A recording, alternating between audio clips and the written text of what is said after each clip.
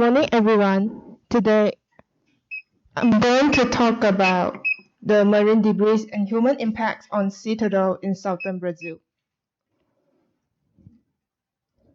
So, before I introduce my topic, I would like to explain what is marine debris. Marine debris is also known as anthropogenic debris. The debris word means garbage, and anthropogenic means it is generated by human beings, including fishing gear, raw plastics, styrofoam boxes, and etc. Um, in the beginning, okay. In the beginning, I assume everyone has a brief idea of ocean pollution. Unfortunately, the overall reduction of sea turtle population has been related to ocean pollution and to predatory fishing. And the marine pollution are mainly oils and persistent plastics. They may impact the survival of shift turtle. So you might be asking, why did the researcher wanted to choose Brazil as their research location? This is because there are 5 different species of sea turtle that nest in Brazil. And to emphasize that, the green, loggerhead, and littleback turtles are frequently found dead stranded on the beach in the southern Brazil. And dead stranded means the sea turtle will die and are washed out on the beaches. So there are the considerable amounts of dead stranded turtles that found on the beaches. However, there is no comprehensive study on the anthropogenic debris ingestion, and the study on fishery interaction in the area are also rare. So the purpose of this study is in order to determine the impact of anthropogenic debris and fisheries activities on sea turtle on the coast of Rio Grande do Sul state in Brazil. And the study will also present data on the debris intake by green turtle, loggerhead turtle, and littleback turtle. So in the beginning, those dead stranded turtles were collected on 11 occasions in the beach between Pinhã and Lagoa do Pax in southern Brazil from August 1997 to July 1998. So this is the figure of whole Brazil, and a red circle represents Rio Grande do Sul state. And as you can see, the researcher drove through from the beach Pinhã and to Lagoa do Pax around 30 km per hour in order to searching the dead stranded turtles. So after they collected the carcasses, the digestive tract was removed from the esophagus and preserved it in 70% of ethanol. And finally, the gut contents will be determined as soon as possible. So there are a total of 92 dead stranded sea turtles were found. And please take a look at the pie. There are 56 of green turtles, 16 of loggerhead turtles, and 2 littleback turtles. And also there are 38 of green, 10 of loggerhead, and 2 littleback turtles gut contents were collected as well. So this is the table indicates the frequency of occurrence of anthropogenic debris ingested by green turtle. So you can obviously see that the plastic bag section gains the highest occurrence in the table. So the researchers wanted to know more detail about why the plastic bag section gains the highest occurrence in the guts. So they investigate the percentage of different colors of plastic bags that ingested. So in this chart, the y-axis represents the percentage of the different plastic bags, and the x-axis represents the main color of the plastic bags. So please take a look at the chart. You can see that the transparent section gains the highest percentage in the chart. So there are 47.4% of the green turtle ingested transparent and white color plastic bags. So the possible reason is because transparent and white color plastic bags coincidentally look like jellyfish in the ocean. So the sea turtle might mistake the debris for jellyfish because jellyfish is one of the common diet for them. And in this study, the researchers found out that the sea turtle ingested debris very frequently in small amounts. Hence, there is a possibility that the sub-Leffler effects are common than Leffler effects and are very difficult to estimate. Leffler effect means it is the effect that will cause death, and sub-Leffler effect means it is insufficient to cause that. However, it will bring suffering and a long-term effect will be given as well. So, for instance, the pollutants such as raw plastics that eaten by young loggerhead turtle will lead to malnutrition. Malnutrition means your nutrient is not enough, and even though the young loggerhead turtle try to intake increasingly to compensate for their nutrition, however, the damage is done.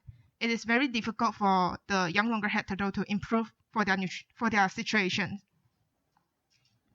And the outcome of anthropogenic debris ingestion will lead to growth rate reduction, taking longer periods to develop at sites, decreased ability to reach appropriate offshore current system, and finally, decreased survivalship.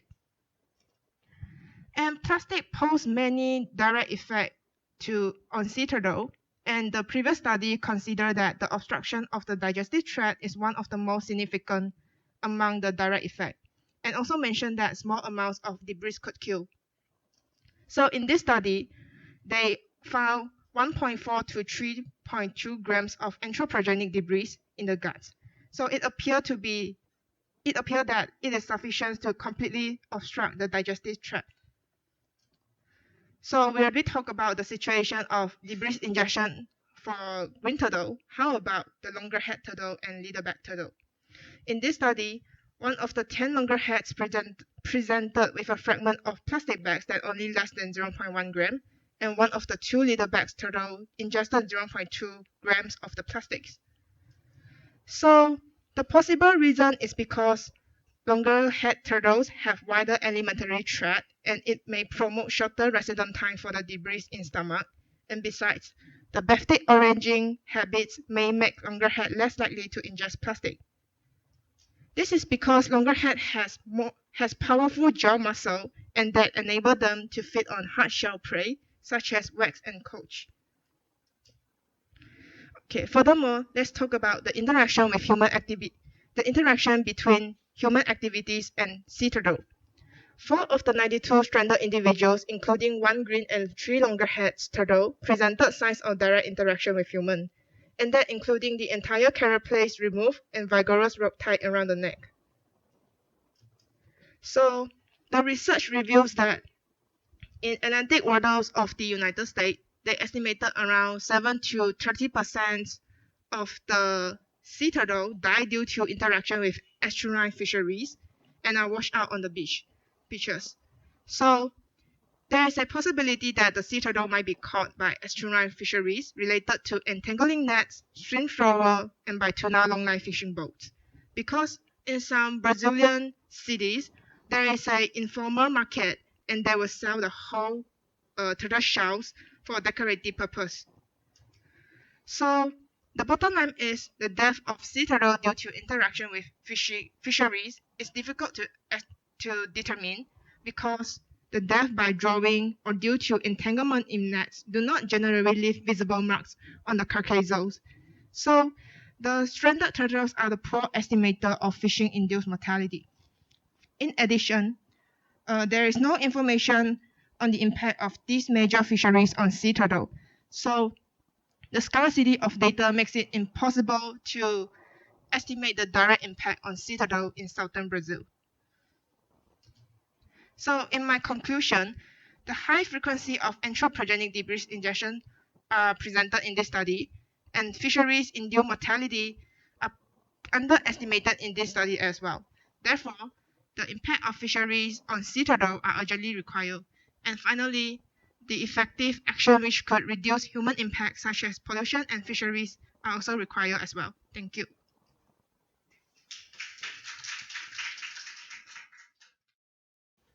For your talk and enjoying your presentation. First, I would like to give a suggestion that I would like to see the page number so I can record my notes easily. And my question is, I wonder what is sub. There's a term called sub and LE. I don't know what that is. It's before the page of how does human debris impact sea. Oh yeah. So can you please explain again? And I also curious about the pie chart. The pie chart. So I think there is a number 18 that you didn't describe it. So I'm interested in what is that. Thank you. June suggested me to put the page number. Actually, I already put, but I should be enlarge it so the audience could to see more obviously. And in the meaning of Leffler effect and sub-Leffler effect means sorry. Okay. Leffler effect simply means that it is the effect that will cause death, like like you put some animals in the condition like too much carbon dioxide or something that they will die immediately. And sub-Leffler effect means it will not let you die immediately. It is insufficient to cause death. However, it will bring you suffering, like you will in damage in your organism, something like that, and you will be getting impact in your behavioral or something like reproductive, something or physiological long-term effect that will result in that. And in this part, the 18 means it is the turtle that it is not longer head turtle, green turtle, and littleback turtle. It is something. It is other species of the sea turtle. Yeah. Thank you. Thanks for your presentation, and I would give you some suggestion. In some slide, I didn't have enough time to read the word on the slide, so it is better to slow down and let the audience read.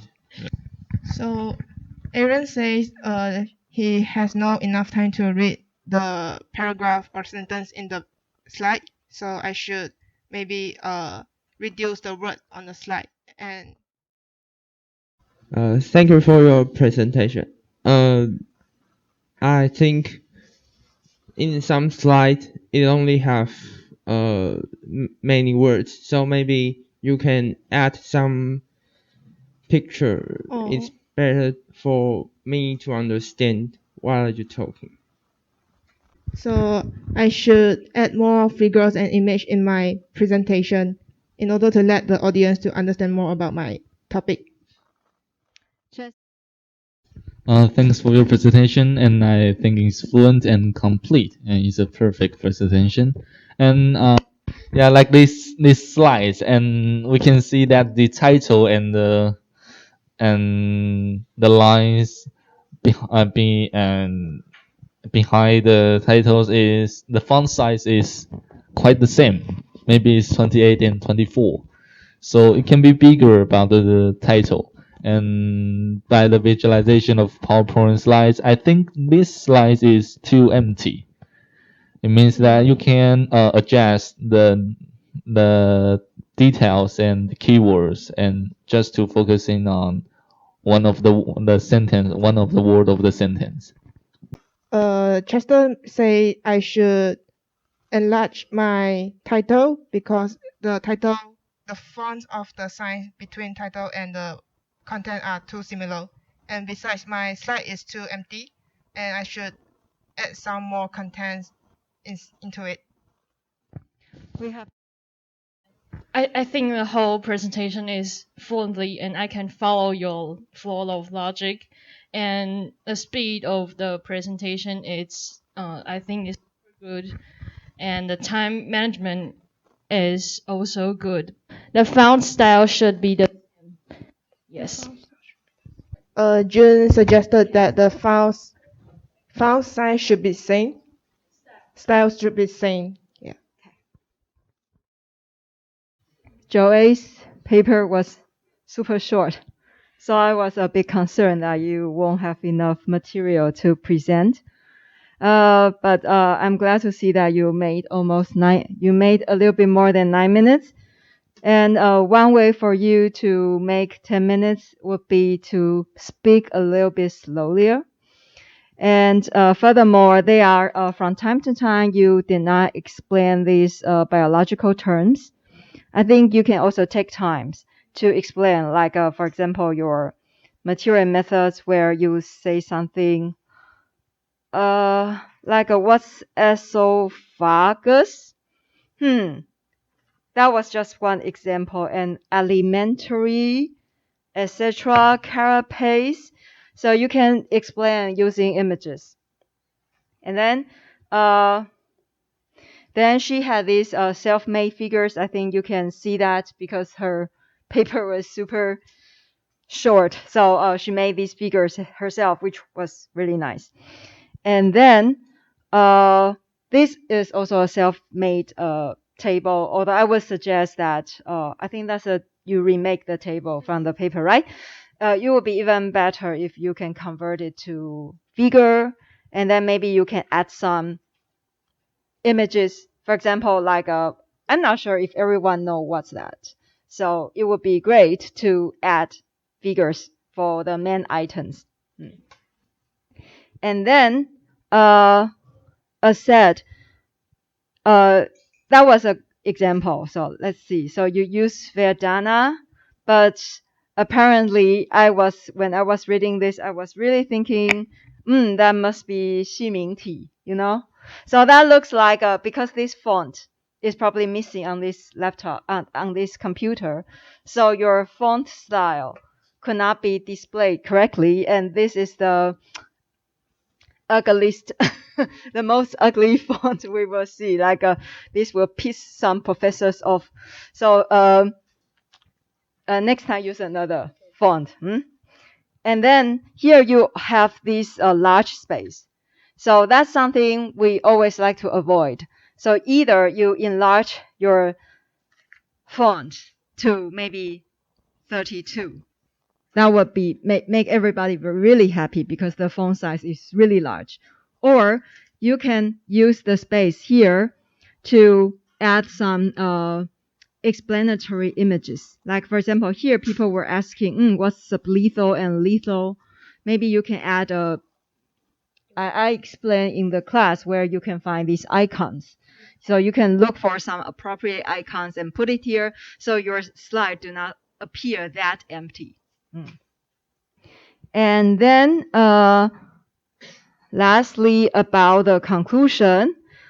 Where is it? Okay, so conclusion. Here you talk about these two, right? Usually it would be really great if this can be even further specific. For example, when you are talking about high frequency of anthropogenic debris injection, I was really thinking, which data are you talking about? Are you referring to this one?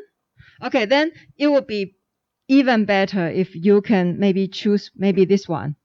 Say something. You give us a number. So that will make your conclusion really specific. And then, where is it? Upper. Okay. And then, this is probably you can tell us what's exactly found. Because I remember when you are talking about fisheries, you said something like only few turtles were found. The damage might be caused by human activity, right? You can probably first repeat the statement again, and then before saying that it's underestimated. Otherwise, I'm a little bit lost. So what is the main finding of this study? So you always tell us something concrete before you say something uncertain. All right. And then the last two is actually more like a suggestion, really rather than conclusions. That would probably, yeah. If I were you, I would always put suggestion to a separate slide because this is something that's not really closely related to the data. Yeah, conclusion should be summary of the data. But I think your talk was very fluent, and it would be great if you slow down a little bit. Yeah, and then I'm sure next time you will do it much better. Okay, thank you. Joy, is that yours?